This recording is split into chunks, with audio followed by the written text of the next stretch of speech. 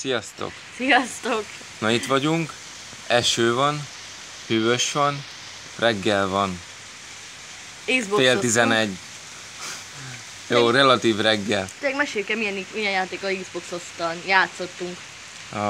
Játszottunk FIFA 14-jel. FIFA 15-tel is. A 15-tel is. GTA 5-öztünk tegnap.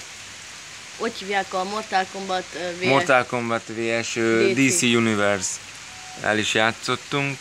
Meg az a Blick-Blocks Theater. Seattle, ja.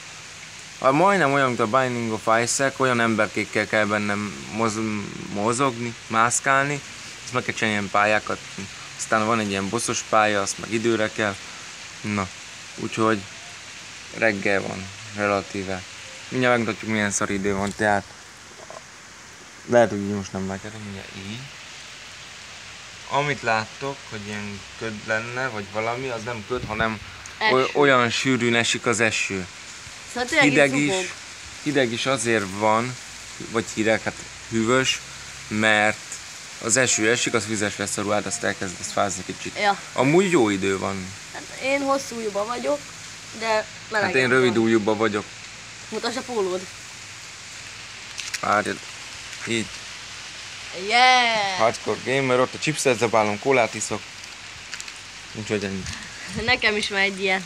Ebbe a pólóba fog jelen lenni a Play Item, úgyhogy ha ezt meglátjátok, akkor az én vagyok. Akkor közelemben van valószínűleg a Klau.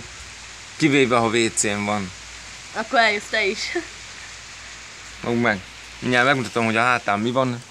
A hátán mi van, biztos, hogy erről felismertek. B.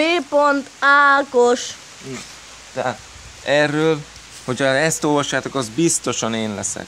Hogyha nincs valamilyen Bogár Ákos és... Nincsen Bogár Ákos, semmi ilyesmi ott a Play Item. Bogyó Ákos. Jó, persze. Na, úgyhogy ma meg live-adás.